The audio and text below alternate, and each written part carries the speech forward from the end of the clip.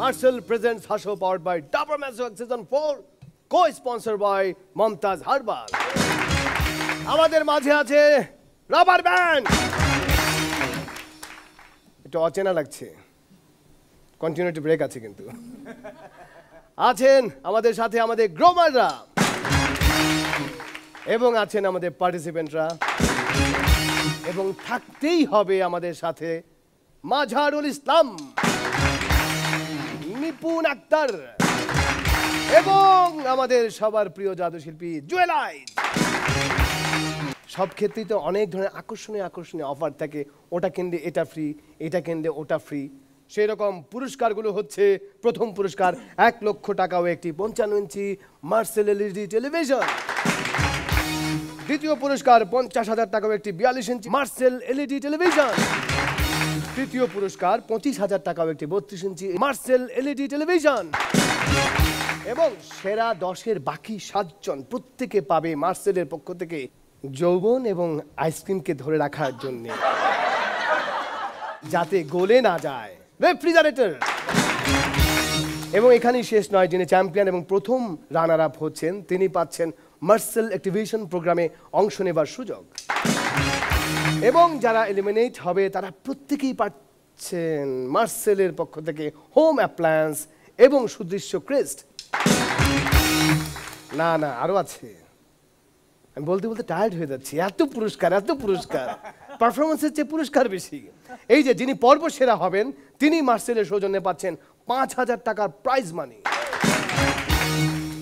এবং সেগুলো নেবার জন্য এখন যিনি আসবেন একক পারফরমেন্স নিয়ে, সে হচ্ছে সৌরভে ভরে দেবে। কে? সৌরভ সরকার আসছেন সিরাজগঞ্জ থেকে।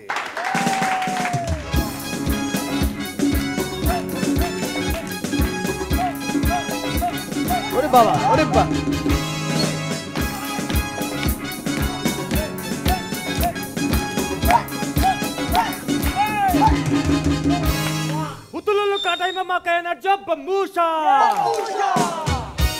প্রথমেই তার ছাড়া ম্যারেজ জোকস, আমাদের এক্সপ্রেশন এর সাথে এক্সপ্রেশন আর দুজনের বিয়ে হলো। ফুল সজ্জাতে কি হবে?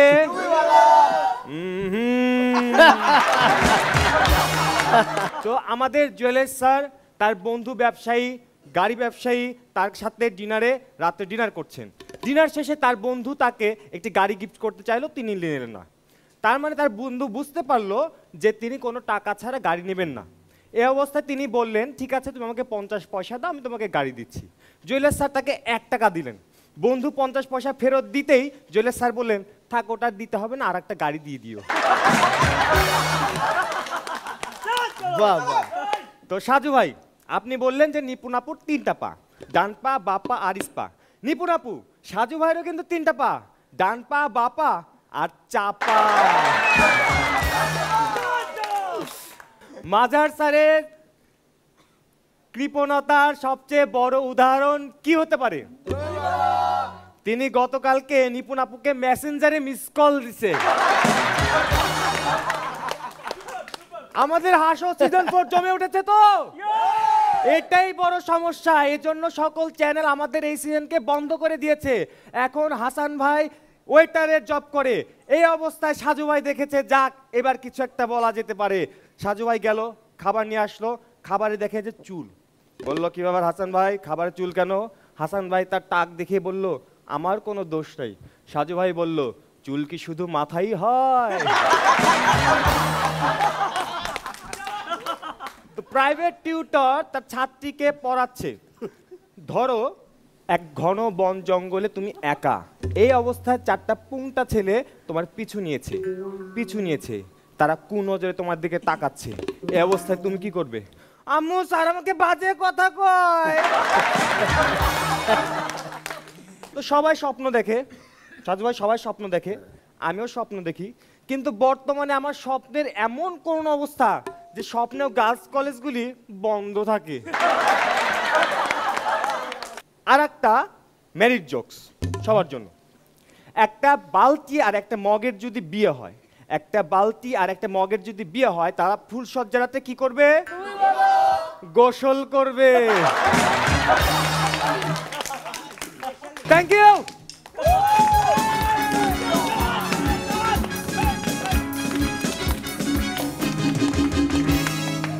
সৌরভ সরকার জীবন থেকে নেওয়া একটি জোকস আমাকে শুনিয়েছেন, এবং সেটি সত্যি সত্যি আমার জীবনে এরকম ঘটনা ঘটেছে। আমি যখন ইউনিভার্সিটিতে পড়ি তখন নীলক্ষেতের মোড়ে একটা রেস্টুরেন্ট ছিল, সেখানে আমরা মাঝে মাঝে ভাত খেতে যেতাম। সেখানে শিকদার ভাই নামে একজন ওয়েটার ছিলেন, উনি আমাদেরকে খাওয়াতেন। মাথায় একটি চুলও ছিল না, একটি চুলও নাই। তো প্রায় খাবারে চুল পাওয়া যেত। তা আমি জিজ্ঞেস করতাম যে কি খাবারে চুল কেন? তো উনি বলছে যে আপনি কি দেখতেছেন আমার মাথায় চুল আছে, আমারটা পড়বো কেনতে? আমি বললাম না, ওইটাই তো শেষ হয়েছে এখানে পুড়ে পুড়ে। জুয়েল ভাই। সৌরভ, অসাধারণ একটি পারফরমেন্স দেখলাম, এবং তোমার ক্ষমতার আমি কোনো সীমাবদ্ধতা দেখছি না। তুমি এসে দাঁড়াও, কথা শুরু করো এবং শেষ করো, এর মধ্যে কোথাও কোনো জটিলতা আমি দেখি না। ঝরঝর করে যা বলতে চাও, যেভাবে বলতে চাও তুমি সেইভাবে করে, তোমার অঙ্গভঙ্গি, তোমার উচ্চারণ, তোমার চোখের দৃষ্টি, শরীরের ভঙ্গি, সব কিছু তুমি একদম পারফেক্টলি প্রেজেন্ট করতে পারো। কংগ্রাচুলেশনস। বাহ, সব পারফেক্ট আছে, শুধু এখন নাম্বারটা পারফেক্ট। নিপুণ আক্তার। সৌরভ, তুমি ডে বাই ডে তোমার প্রিপারেশন অনেক ভালো হচ্ছে। তোমার আজকের যেই পারফরমেন্স ছিল সেটা আগেরবার এপিসোড থেকেও অনেক বেশি ভালো। You are very brilliant. Jamuna পাড়ের মানুষ বানভাসী দুঃখ কষ্ট ভুলে গেছে তোমার কৌতুক দেখে বা শুনে। তোমাকে অনেক ধন্যবাদ সৌরভ। Sourav, thank you.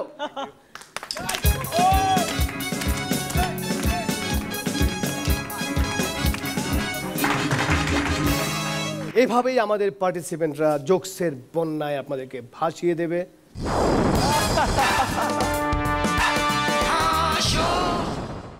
আমাদের এখানে যারা পার্টিসিপেন্টরা আছেন তারা কিন্তু আমরা সবসময় বলি যে দে আর আর্টিস্ট, তারা শিল্পী, তারা শিল্পের চর্চা করছে। আমরা জানি যে এই শিল্পের চর্চার কোনো মূল্যায়ন আমরা করতে পারবো না, এটা আমাদের ক্ষমতা নেই।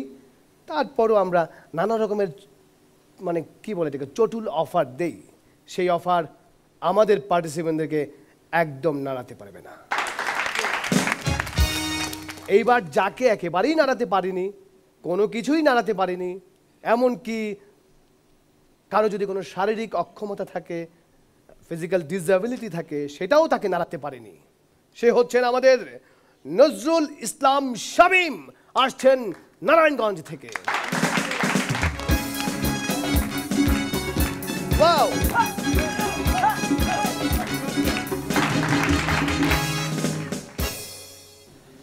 এক ছেলে হাসুর অডিশন দিতেছে, তো জুসগুলা শুই না হাসান ভাই বলতেছে, এই তুমি এই জুসগুলা তো আগের অডিশনও দিছো, আমি তোমার বাদ করে দিছিলাম, আবার নিয়ে আসছো কি মনে করা?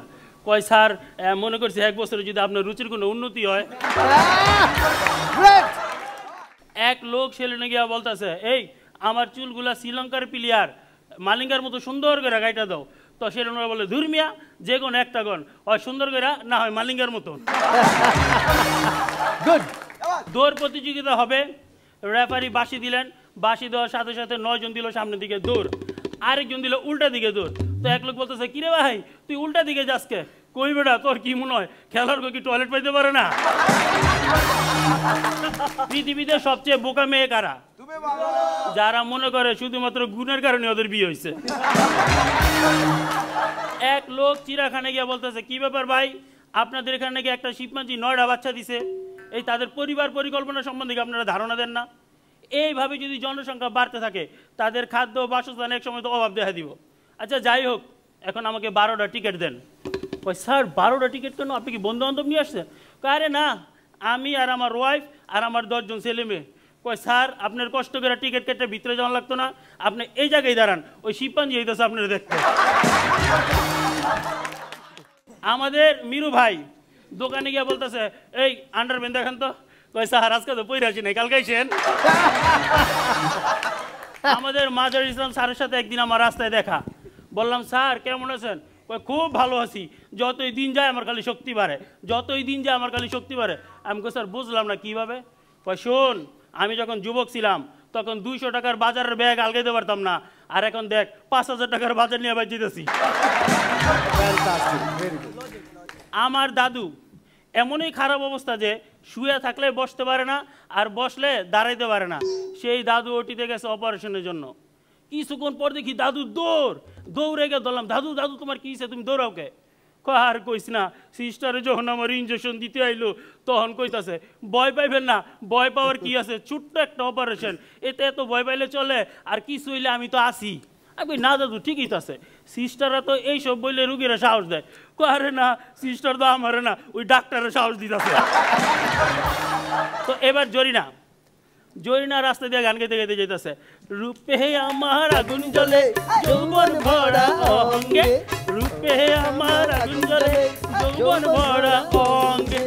এইটা দেখা মিরু বার করে, ওই মেয়ে এইদিকে তোর রূপে যদি এতই আগুন জ্বলে তো তোর কোনো বয়ফ্রেন্ড নাই কাকে? আল্লাহ কি যে বলেন, বয়ফ্রেন্ড কি করে থাকবে, আমাকে ধরলেই তো ওদের হাত জ্বলে যায়।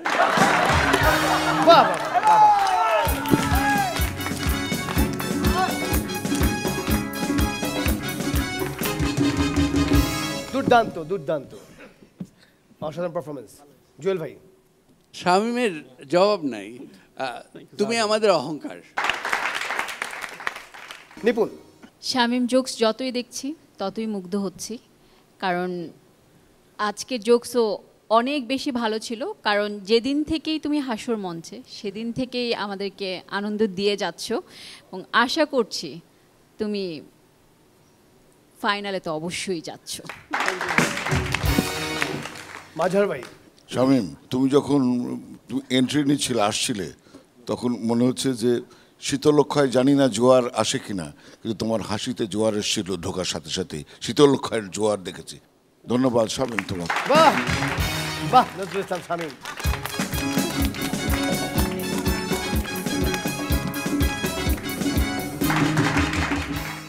আসছেন একক পারফরমেন্স নিয়ে আবারও মোহাম্মদ মহাইমিনুল ইসলাম হিমু, চট্টগ্রাম থেকে।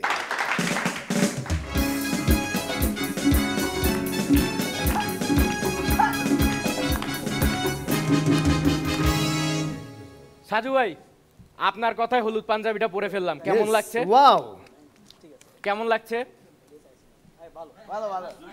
ভাবছিলাম আজকে 10টা জোকস বলবো, একটা অলরেডি বলে ফেললাম। তো আমাদের হাসর ক্যাম্পে প্রত্যেকদিন সকালবেলা এমন ভাবে ঘুম থেকে ডেকে তোলা হয় যে মনে হয় যেন তৃতীয় বিশ্বযুদ্ধ শুরু হয়ে গেছে, আর ওই যুদ্ধে একটা মাত্র সৈন্য কম পড়ছে। তো আমাদের মিরু ভাই অনেকদিন প্রেম করার পর প্রেমে ব্যর্থ হয়েছে, প্রেম ব্রেকআপ হয়ে গেছে। তো প্রেমে ছ্যাঁকা খাওয়ার পর তিনি অনেকগুলো কবিতা লেখা শুরু করলো। একদিন একটা ইঁদুর গিয়ে সেই কবিতার অর্ধেক খেয়ে ফেললো। মোরাল অফ দা কাহিনী কি? পিঁপড়ায় বড় লোকের ধন খাইতে পারলে ইঁদুরের কাগজ খাইতে সমস্যা কোথায়? ফ্যান্টাস্টিক। সাজু ভাই, প্রতিভা আর বুদ্ধিমত্তা এদের মধ্যে পার্থক্য কোথায়? কোথায়? প্রতিভা এবং বুদ্ধিমত্তা এদের মধ্যে পার্থক্য কোথায়? কোথায়? নায়াগ্রা জলপ্রপাতের উপর একটি দড়ি লাগিয়ে আপনি তার উপর দিয়ে হেঁটে যাবেন, এটা হলো প্রতিভা। আর এরকম বোকামির কাজ না করাটাই হলো বুদ্ধিমত্তা। সাজু ভাই, আবার আপনার কাছে যাচ্ছি। আপনি একটি কাজ করে দেবেন কি দেবেন না, এই বিষয়টি নির্ভর করছে মূলত কিছু আকার, উকার, রস্বইকার, দীর্ঘিকার ইত্যাদির উপর। বিশ্বাস হচ্ছে না? আপনাকে যদি সুমন, নাহিদ বা রনি নামের কেউ একটি কাজ করে দিতে বলে, আপনি সেই কাজটি নাও করতে পারেন, কিন্তু সেই একই কাজটি যদি সুমনা, নাহিদা বা রানী নামের কেউ করে দিতে বলে, কাজটা কিন্তু আপনি ঠিকই করে দেবেন। মাজার ভাই, এবার আপনার জন্য একটু খেয়াল করে দেখবেন, পৃথিবীতে সবচেয়ে বেশি দুর্নীতিগ্রস্ত হচ্ছে তারাই যারা নোবেল পুরস্কার দেয়। কেন বলতে পারবেন? একটু চিন্তা করে দেখবেন, যে কোমর আবিষ্কার করছে তারা কিন্তু শান্তিতে নোবেল দেওয়া হয় নাই। এটা আসলে এটা ভালো কথা। একদিন আমাদের সুপারস্টার অনন্ত জলিলের সাথে মেসির দেখা হয়ে গেল। তো স্যার মেসিকে জিজ্ঞেস করছে, কিরে তুই নাকি ফুটবল সম্পর্কে অনেক কিছু জানিস, তোর অনেক জ্ঞান। এই শুনে মেসি বলল, হ্যাঁ আমি তো জানি, প্রশ্ন করেই দেখেন না পারি কিনা। এই শুনে স্যার বলল, আচ্ছা তাই না, দেখি বলতো গোল পোস্টের জালে কয়টা ফুটা থাকে। আচ্ছা, সবার জন্য হলো। এবার নিপুণ আপু আর সাজু ভাইকে নিয়ে। আমাদের নিপুণ আপুর সাথে সাজু ভাইয়ের গভীর প্রেম চলছে, তো হঠাৎ করে তাদের ব্রেকআপ হয়ে গেছে, এত খুশি হওয়ার কিছু নাই। তো কারণটা কি? কারণটা কি? একদিন সাজু ভাই এই নিপুণ আপুকে নিয়ে তার এসি গাড়ি করে ঘুরতে বেরিয়েছিল। এমন সময় নিপুণ আপু প্রশ্ন করে বসলো, জান তোমার গাড়িতে যে এসিটা চলে ওইটা কারেন্ট বিল কোথায় থেকে আসে, তোমার ঘরে না অন্য কোথাও? তো ফাঁসির মৃত্যুদণ্ডপ্রাপ্ত এক আসামিকে ফাঁসিতে ঝুলানোর আগে এক লোক জিজ্ঞেস করলো যে আপনার শেষ ইচ্ছা কি? এই শুনে সেই লোকটি বলল, আমার বদলে আপনি যদি একটু ঝুইলা যাইতেন। ধন্যবাদ।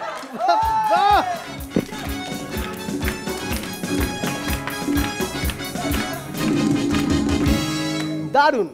মানে আজকে হিমু সেজে এসে একদম হিমুর মতোই মাত করে দিল। হুমায়ুন আহমেদ, আমাদের একদম শ্রদ্ধেয় স্যার হুমায়ুন আহমেদের সেই অনবদ্য সৃষ্টি হিমু, এবং হিমুর মতোই মাত করে দিল। শুধু একটা প্রশ্ন আমি করতে চাই, নিপুণ বয়স কত তোমার? কেন? না দেখি কোন খেলাটা খেলা যায়। আমি কোনো খেলা খেলতে চাই না। 2020? সরি, না না না, নাকি? সরি। One day? না, আমি জানতে চাই যে এসির বিলটা কোত্থেকে দেওয়া হয়। যে মানুষ এসির বিল কোত্থেকে দেওয়া হয় জানতে চায়, তার সাথে না খেলাই উচিত।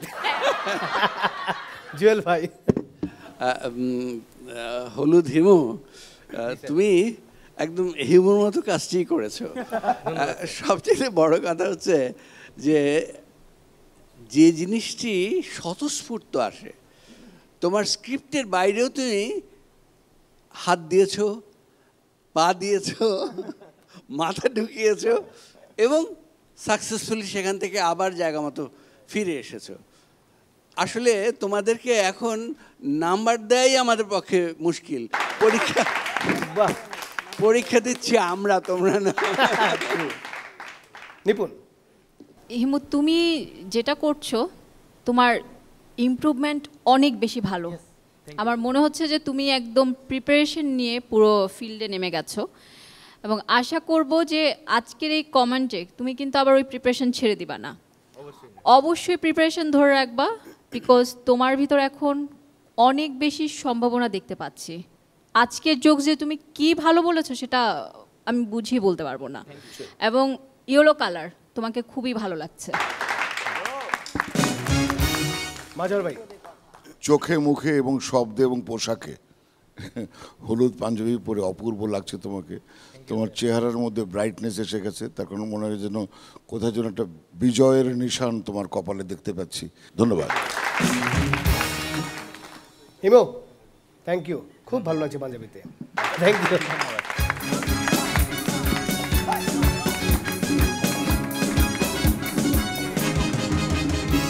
আমাদের হুমায়ুন স্যারের অনবদ্য সৃষ্টি হিমু, আমার মনে হয় না এই বাংলাদেশের এমন কোনো বাঙালি ছেলে নাই যে কোনো দিন স্বপ্ন দেখিনি নিজেকে হিমু হিসাবে। সবাই নিজেকে হিমু ভাবতে চেয়েছেন। আমার এখনও স্পষ্ট ওই লাইনটি মনে আছে। হিমু যখন রূপাকে ফোন দেয় 1 মাস পর, ফোন দিয়ে বলে, রূপা, হ্যাঁ বলছি, কেমন আছো? হ্যাঁ ভালো আছি। তুমি কেন ফোন দিয়েছো? তোমার ফোন আমার ভালো লাগে না। আমি জানি আমার ফোন তোমার ভালো লাগে, তারপর তুমি এই কথাটি আমাকে বলো। আমি তোমার সাথে দেখা করতে চাই। দেখা করতে চাইলে আসো, কিন্তু আসবো যে আমার তো ট্যাক্সি ভাড়া নেই, সেটাও আমাকে দিতে হবে। হ্যাঁ, তবে রূপা আমি আসছি, তুমি অবশ্যই নীল শাড়িটি পরে ছাদে দাঁড়িয়ে থাকবে, তোমার সাথে আমার দেখা হবে। কিন্তু হিমু আর কখনোই রূপার সাথে দেখা করেনি। হিমু বলেছে ভালোবাসার মানুষের সাথে কম দেখা করাটাই ভালো।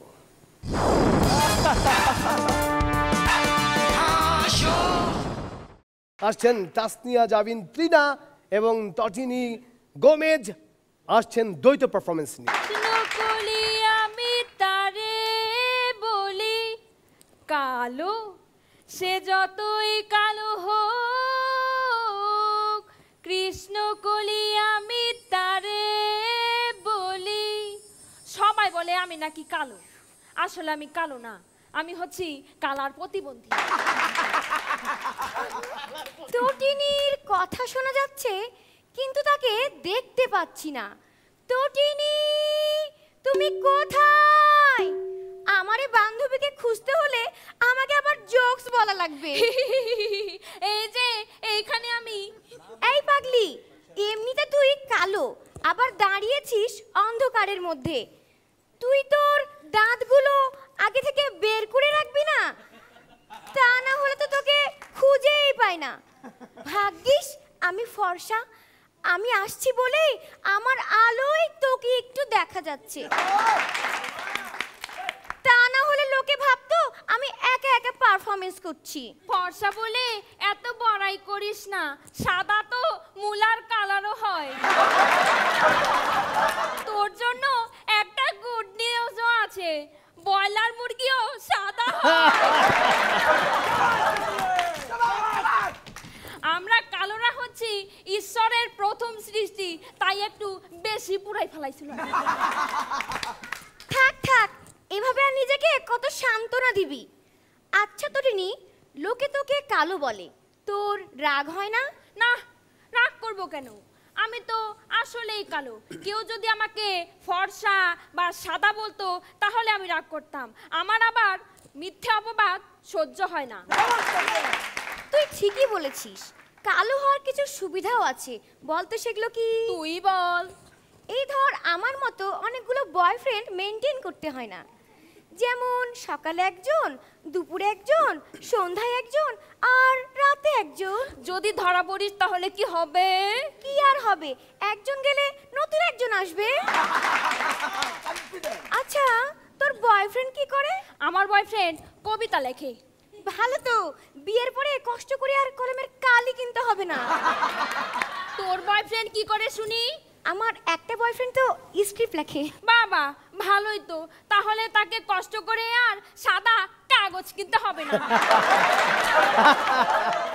তোকে অনেকগুলো ধন্যবাদ। কেন কেন? আমাদের হাসর মঞ্চে যত লাইট দেখছিস সবগুলো তো তোরই জন্য। আর এই হাসর মঞ্চে যত টাকা খরচ হয় তার বেশিরভাগই খরচ হয় তোদের মতো সাদাদের মেকআপের পেছনে, আর আমরা কালোরা হচ্ছি ন্যাচারাল। এই চেহারা দেখাস কেমনে? দেখে তো মনে হয় জন্মের আগে সারা শরীর পুড়ে গেছিল। মানুষ তো পেতনি ভেবে ভয়ে পালাবে। শুধু আমাকে দেখেও ভয় পায়, তোকে দেখেও তো ভয় পায়। কেন? ছোটবেলায় তোকে সবাই কি বলে ডাকতো তোর মনে নেই? তুই বল। মুখ পুরি বলে। মুখ পুরি আমি না তুই?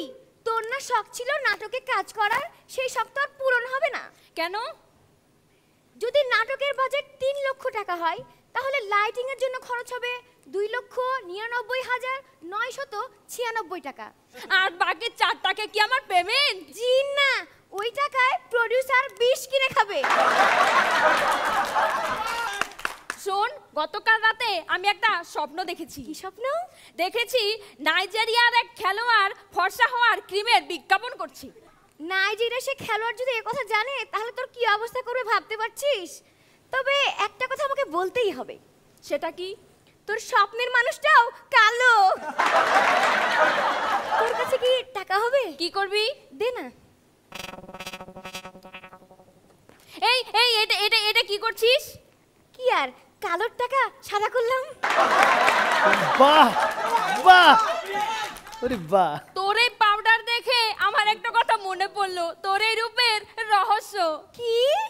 তুই ছোটবেলায় মনে হয় ব্লিচিং পাউডার খেয়েছিস, তাই এত সুন্দরী হয়েছিস। যাই হোক, তুই হাসতে কেন এসেছিস? আসলে আমি দেখাতে এসেছি কিভাবে একটা সুন্দর মেয়ে সুন্দর করে কথা বলে মানুষ হাসাতে পারে। এই, তুই তো কালো, তুই কেন এসেছিস? আমি এটাই প্রমাণ করতে এসেছি সাদা না হয়েও সুন্দর কথা বলে মানুষকে কিভাবে হাসানো যায়। আচ্ছা, তুই তো কালো পছন্দ করিস না, তাহলে তুই কালো পরেছিস কারণ এটাতে তোর সৌন্দর্য বৃদ্ধি পাচ্ছে। আমরা সাদা হই বা কালো হই, আমাদের সবার রক্তের রং লাল। সুতরাং সাদা বা কালো এটা আমাদের প্রকৃত পরিচয় নয়। আমাদের প্রকৃত পরিচয় আমরা মানুষ।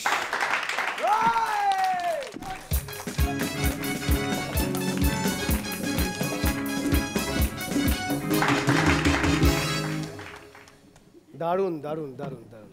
জুয়েল ভাই, ওরা শেষে যে কথাগুলো বলল একদম আলটিমেট কথা, এবং এই জিনিসকে তোমরা সামনে তুলে আমি খুব অবাক হচ্ছি যে ওরা এমন সমস্ত জিনিস এই হাস্যর মঞ্চে এসে হাজির করছে, আমি বিস্মিত।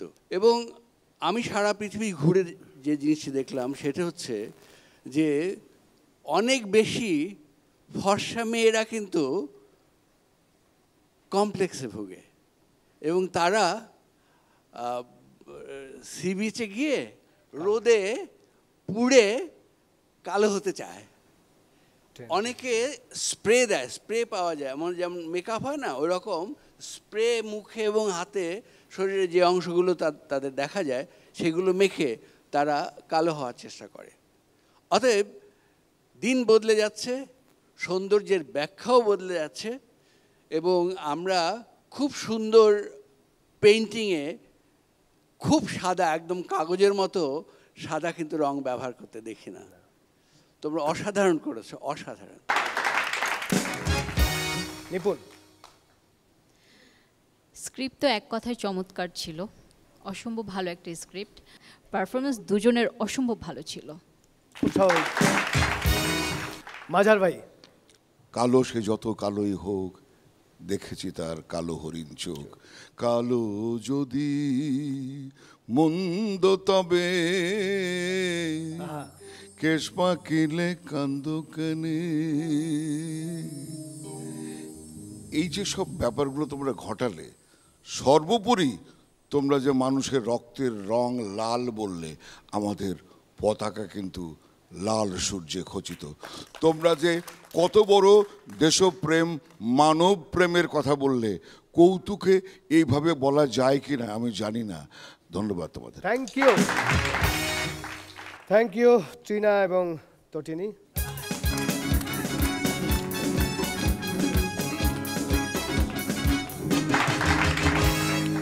কালো মাইয়া কালো বইলা কইরো না কেউ হেলা, ওরে সাদা মুখে নাই রে যাহা, কালোতে যে আছে তাহা, ও কি হায় হায়, কালো মাইয়ার দুঃখ কেউ বুঝতে না চায়।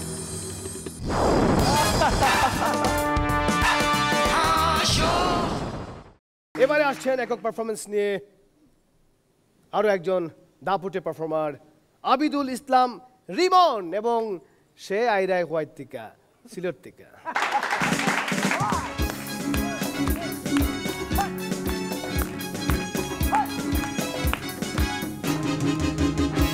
টিআরপি লাইনে মাম্মা।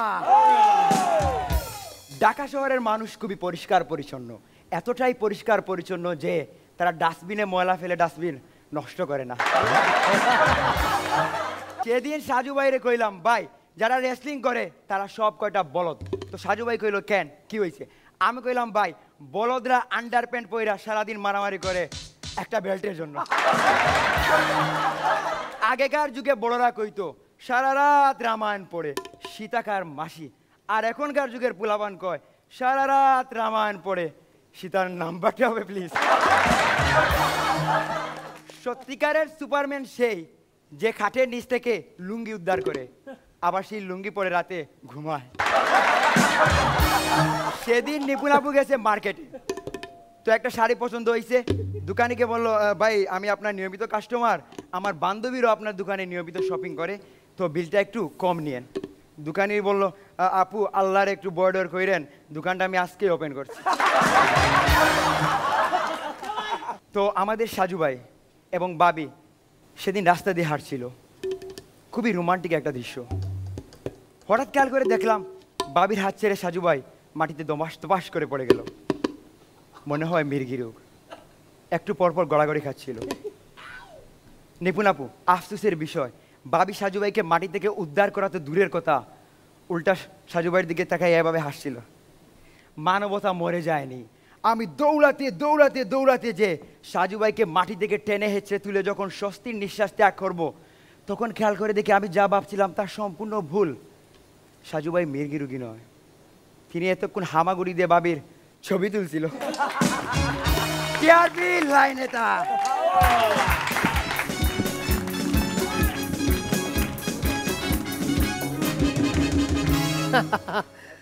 রিমন, দারুণ দারুণ, তোমার শেষ 5 লাইনটা খুব ভালো ছিল। যে আসলেই আমাদের ফটোগ্রাফাররা যারা মডেল তারা কতটা পোজ দিচ্ছে তার চেয়ে বেশি ফটোগ্রাফারদের অ্যাক্টিভিটিস অনেক ইন্টারেস্টিং। জুয়েল ভাই, খুবই সুন্দর এবং সব ভালো যার শেষ ভালো। তুমি সব শেষে এমন পাঞ্চ মারলে যে সাজু সত্যি রেসলিং এর মতো কাত হয়ে পড়ে গেল। অভিনন্দন। রিমন, সব ভালো ছিল, কিন্তু একটু তোমাকে একটা কারেকশন করতে চাই। যেহেতু একদম টান টাইম তোমাদের কম্পিটিশন, তোমার কথা একটু ক্লিয়ার করতে হবে, কারণ যেহেতু এটা কম্পিটিশন, এখানে মার্কিংয়ের ব্যাপার আছে। তাই তোমাকে মাথায় রাখতে হবে যে আজকে কারা তোমার সাথে কম্পিটিশন করছে, এবং সেটার উপরেই কিন্তু তুমি আবার নেক্সট রাউন্ডে যাবে। এছাড়া তোমার জোকস, তোমার সব কিছু এক্সিলেন্ট, শুধু কথার জায়গাটা একটু স্পষ্ট করে নিবে। ও আগের মতোই চমৎকার ওর সব জোকসগুলো, এবং লম্বা মানুষ, লম্বা চড়া জোকস বলছে। সর্বশেষে যে ওই ক্যামেরাম্যানের সে নিচে ক্রলিং করে গিয়ে ফটোগ্রাফি করা, মনে হলো যেন ও আমাদের 3 জাজকে নিচের থেকে পাঞ্চ করে দিল। আমরা সেই পাঞ্চিং খেয়ে আমরা নম্বর দিতে হিমশিম খেয়ে যাচ্ছি আর কি। ধন্যবাদ তোমাকে। Thank you Rimon, thank you.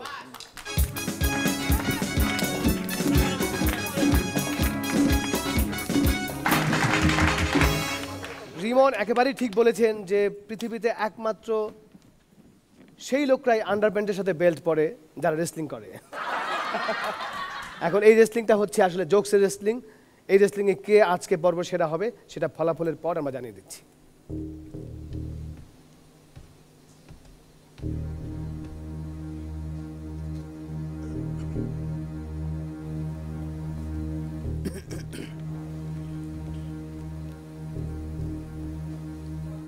ফলাফল আমার হাতে।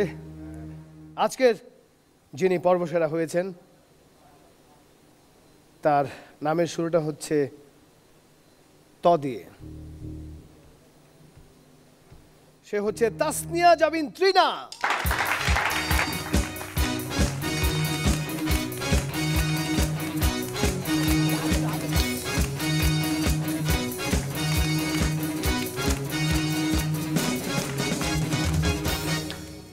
এই আনন্দে আমি ওকে বলতে চাই কংগ্রেচুলেশন, সরি কংগ্রেচুলেশন।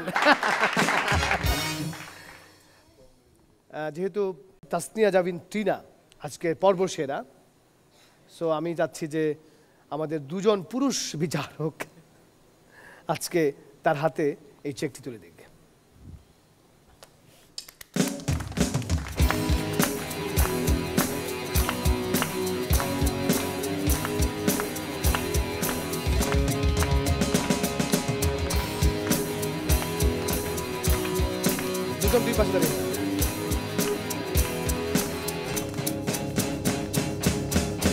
টিনা পেয়ে গেল 5,000 টাকার প্রাইজ মানি মার্সেলের সৌজন্যে, এবং সেই সাথে আমরাও আজকে যাচ্ছি, আমাদের যেতে হচ্ছে। দেখা হবে পরবর্তী এপিসোডে। সংসার আমার ভাল লাগে না, সংসার ভালো লাগে না। লাগে? সংসার ভালো লাগে? সংসার আমার ভাল লাগে না, সংসার ভালো লাগে না। ওই দেখা যায় কে আসে, না না না না না, ওই দেখা যায় তাল গাছ আসে না, ওই দেখা যায় হাসান আসে পালা পালা পালা।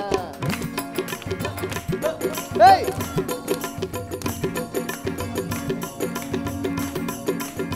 সংসার আমার ভাল লাগে না, সংসার আমার ভাল লাগে না, সংসারে ভালো লাগে না, ওই দেখা যায় হাসান আসে পালা পালা পালা।